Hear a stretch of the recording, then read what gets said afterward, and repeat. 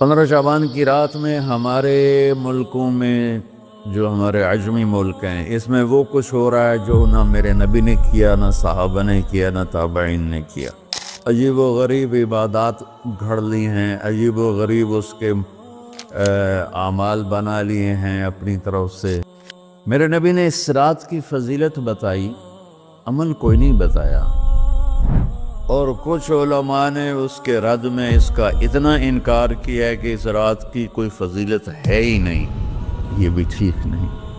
اس رات کی فضیلت میں جتنی احادیث ہیں وہ ضعیف ہیں، اور حدیث پاک میں آتا ہے کہ اللہ تعالیٰ اس رات میں ساری دنیا کے لوگوں کی بخشش فرماتا ہے سوائے 5 آدمیوں کی۔ 5 کے سوا سب اہل ایمان کی بخشش ہو جاتی۔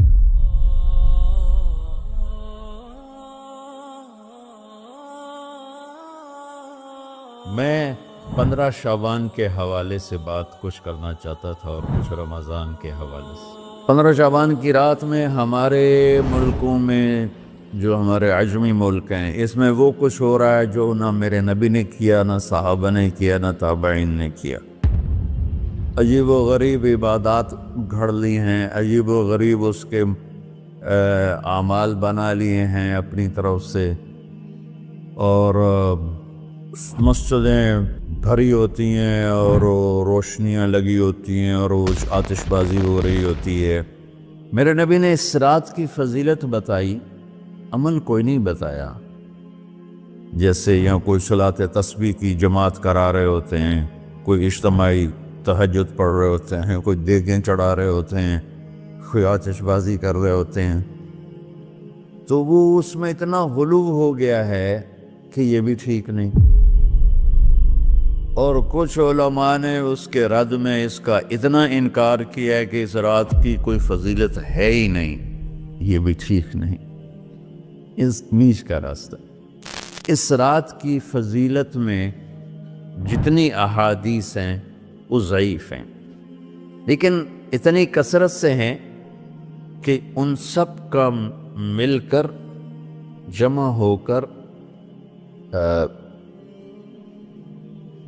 کم از کم وہ حسن لغیر ہی تک تو پہنچ جاتی ہیں۔ اور ابن عثیمین رحمۃ اللہ علیہ نے بھی یہ لکھا ہے کہ زیادہ سے زیادہ ان احادیث کے مجموعے سے، چونکہ اگرچہ ضعیف ہیں لیکن کافی زیادہ ہیں، تو وہ حسن لغیر ہی تک پہنچ جاتی۔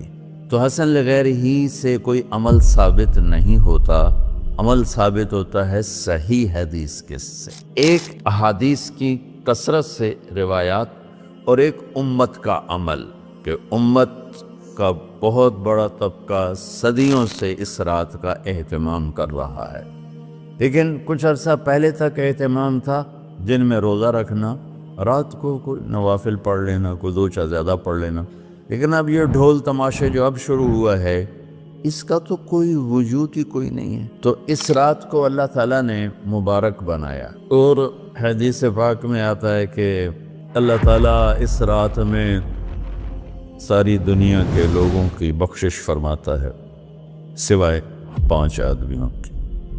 5 کے سوا سب اہل ایمان کی بخشش ہو جاتی۔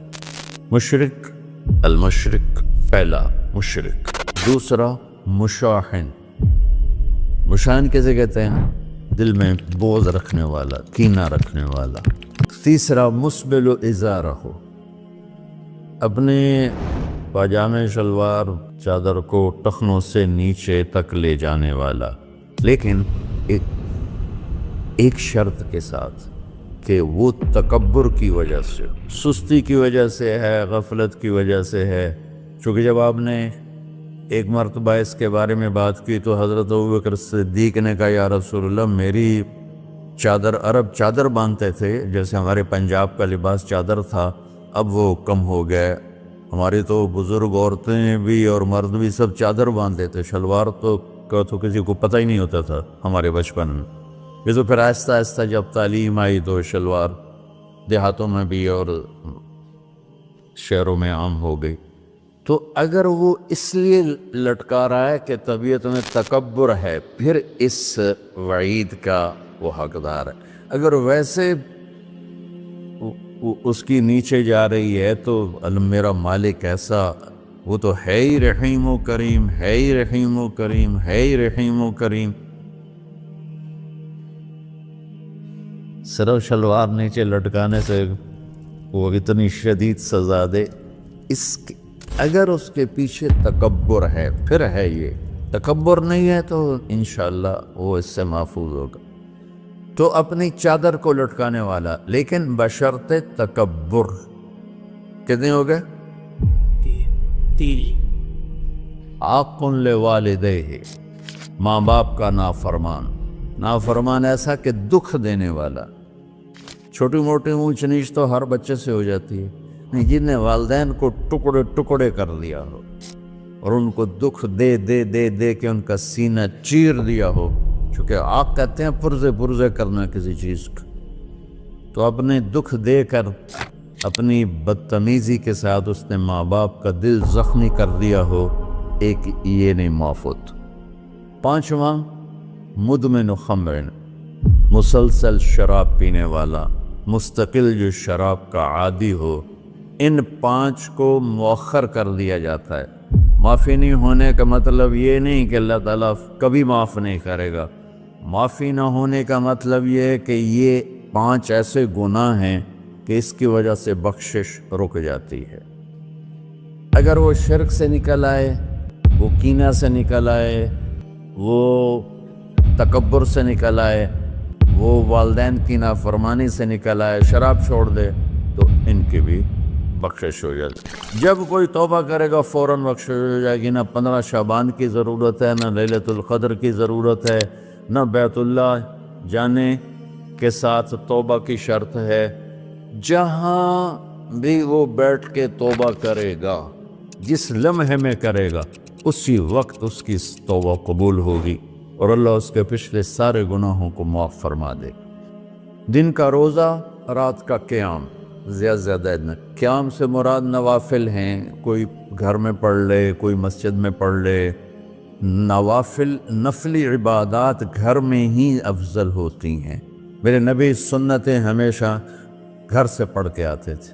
تہجد اپنے گھر میں پڑھتے تھے، مسجد میں نہیں پڑھتے تھے، سوائے اعتکاف کے آپ اپنے نوافل سنتیں سب گھر میں پڑھتے تھے، اور مسجد میں صرف فرض آ کے ادا فرماتے تھے، اور اس کے بعد بیٹھنا ہوتا تھا تو بیٹھ جاتے تھے، اٹھنا ہوتا تھا تو اٹھ جاتے تھے۔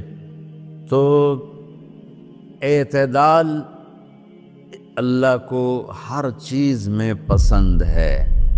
دنیا جو مختصر ہے اس میں کیسے پسند نہیں ہوگا؟ آخرت جیسے معاملے میں بھی اللہ ہم سے کہہ رہا ہے اعتدال، امتن وسطا۔ ایسے عیسائیوں کی طرح ترک دنیا بھی نہ کرو، یہودیوں کی طرح دنیا کے پیچھے نہ پڑ جاؤ، رزق کے حلال بھی کماؤ، اپنے بچوں کو بھی دیکھو، اپنے فرائض کو بھی دیکھو جو دنیاوی ہیں، اور اللہ سے بھی اپنا معاملہ ٹھیک کرو اور درست کرو۔ بعد کے زمانے میں صحابہ کے بعد سے ہی ایک انتہا پسندی امت میں آئی، ساری رات جاگنا۔ فلاں بزرگ تھے، وہ رسے سے اپنے بالوں کو باندھ لیتے تھے کہ نماز پڑھتے پڑھتے جب نیند آئے اور جھٹکا لگے تو رسے سے بندھے ہوئے بالوں سے اس جھٹکے سے تکلیف ہو اور ان کی آنکھ کھل جائے اور پھر نفلوں میں شروع ہو جائے۔ ایک فلاں بزرگ تھے، وہ اپنے آنکھوں میں نمک کا سرما لگاتے تھے تاکہ آنکھیں جل جائیں، اور اس میں وہ جلن پیدا ہو جائے اور نیند اڑ جائے۔ یہ ایسے واقعات بھرے پڑے ہیں۔ فلاں بزرگ تھے، انہوں نے 30 سال عشاء کے وضو سے فجر کی نماز ادا کی۔ یہ اپنی جگہ پہ بزرگی ہے، لیکن یہ بھائیوں یہ دین ہم پیش نہیں کر سکتے۔ فلاں بزرگ تھے، وہ 30 سال سے ستو کھا رہے تھے کہ روٹی کھانے اور ستو کھانے میں 70 دفعہ سبحان اللہ کا فرق پڑ جاتا ہے۔ تو روٹی کھائیں تو 70 دفعہ سبحان اللہ کم کہہ سکتے ہیں، اور ستو کھائیں تو 70 دفعہ سبحان اللہ زیادہ کہہ سکتے ہیں۔ تو لہٰذا انہوں نے کہا میں نے تو مجھے تو 30 سال ہو گئے، میں تو ستو کھا رہا ہوں، میں تو روٹی نہیں کھا رہا۔ یہ دین نہیں ہے، یعنی یہ وہ دین نہیں جو ہم انسانیت کو پیش کر سکیں۔ یہ تو لوگوں کو دوڑانے والی بات، یہ رہبانیت کی شکل ہے۔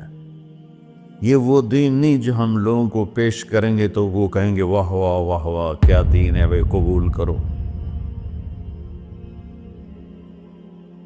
یہ ایک قسم کا غلو آیا۔ میں ایک حدیث سناتا ہوں، بخاری شریف میں بھی ہے، مجھے اب ہر شے بھول گئی، لیکن وہ ہے نہی الغلو، اس طرح کر کے آپ لوگ زیادہ جانتے ہوں گے جو پڑھ رہے ہیں، کہ غلو سے نہیں۔ حدیث آپ کو سب کو یاد ہوگی کہ 3 صحابہ آئے اللہ کے نبی کے گھر اور پوچھا کہ اللہ کے نبی رات کیسے گزارتے ہیں؟ تو وہ گھر والوں نے کہا سوتے بھی ہیں، جاگتے بھی ہیں، کھاتے بھی ہیں۔ تو وہ تینوں آپس میں کہنے لگے وہ تو نبی ہیں، سوئیں بھی تو کوئی بات نہیں، اور شادی ہے کوئی بات نہیں، ہم تو نبی نہیں، ہمیں تو کچھ کرنا چاہیے۔ ایک نے کہا کہ میں ساری زندگی روزہ نہیں چھوڑوں گا، ایک نے کہا کہ میں ساری زندگی سوؤں گا نہیں، ایک نے کہا میں ساری زندگی شادی نہیں کروں گا۔ تو دیکھنے میں تو واہ واہ کیا بڑی بزرگی ہے بھائی، بڑے بزرگ ہے۔ ہمارے نبی کو پتہ چلا، آپ نے تینوں کو بلا لیا، کہ تم مجھ سے زیادہ اللہ سے ڈرنے والے ہو، میں تم سے انا اتقاکم یا اخشاکم، الفاظ آپ لوگوں کو زیادہ یاد ہوں گے لیکن مفہوم میں صحیح پیش کر رہا ہوں۔ آپ نے کہا میں تم سے زیادہ اللہ کو جانتا ہوں، تم سے زیادہ اللہ سے ڈرتا ہوں، میں سوتا بھی ہوں، میں کھاتا بھی ہوں، میں روزے بھی رکھتا ہوں، میں چھوڑ بھی دیتا ہوں، میری بیویاں بھی ہیں، میں اپنی بیویوں کے پاس بھی جاتا ہوں۔ تم دین میں غلو سے بچو، پہلے امتوں کو ہلاک کر لیا دین میں غلو۔ دنیا میں غلو یعنی انتہا پسندی، ایکسٹریمسٹ ہونا، دنیا ہو یا دین ہو، دونوں میں اعتدال بچو، اللہ تعالیٰ کو پسند ہے۔ تو شعبان کے حوالے سے ایک علماء کا طبقہ اتنا رد میں گیا کہ ایسی نفی کر دی کہ جیسے ہے ہی کچھ نہیں، یہ بھی غلط ہے۔ ایک طبقہ وہ ہے جو پتہ نہیں کیا کچھ کرتا ہے شب برات کے نام پر، وہ بھی غلط۔ ساری حدیثوں کو ملا کر روزہ اور رات کا قیام، کہ رات کو اٹھ کے کچھ اللہ کو یاد کر۔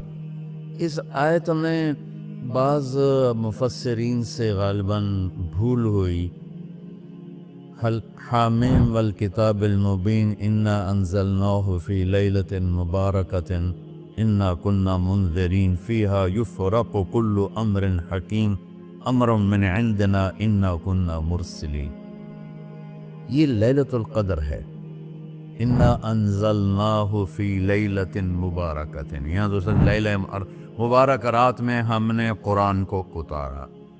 دوسری آیت کو جوڑو، انا انزلناہ فی لیلۃ